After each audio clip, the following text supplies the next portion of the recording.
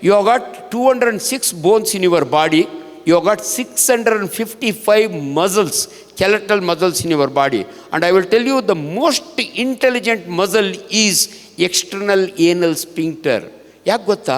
It is such A lovely muscle, so sensitive. ನೀವು suit ಹಾಕೊಂಡು ಆರಾಮಾಗಿ ಕೂತಿರ್ತೀರ, ಮ್ಯಾಲಿಂದ ಏನೋ ಬಂದಂಗೆ ಆಗುತ್ತೆ, ಅದಕ್ಕೆ ಗೊತ್ತಾಗುತ್ತೆ ಇದು ಲಿಕ್ವಿಡ್ ಅಲ್ಲ, ಇದು ಸಾಲಿಡ್ ಅಲ್ಲ, ಮುಂಡೆದು ಗ್ಯಾಸ್ ಅಂತ ಝುಯ್ ಅಂತ ಬಿಡುತ್ತೆ.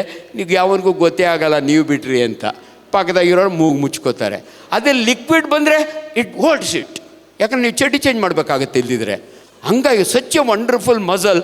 ಅದಕ್ಕೆ ಮರಿಯಪ್ಪನವ್ರು, my boss always use to say, Anjanappa ನೀನು ಪ್ರೊಫೆಸರ್ ಆಗೋವ್ರಿಗೂ ನೀನು ಕುಂಡಿ ಕುಯ್ಯಕ್ಕೆ ಬಿಡಲ್ಲ ಅನ್ನೋರು. You also don't do allow your PG to do haemorrhoidectomy ಅನ್ನೋರು. ಸಚ್ ಇದು ಮುಚ್ಕೊಂಡ್ಬಿಡ್ತಲ್ಲ. Honestly I will tell you, 4 hours okay, 6 hours ಆದರೆ your abdomen will get distended, your diaphragm will go up, lungs will not be able to breathe, heart cannot contract, brain gets confused. Same thing happened.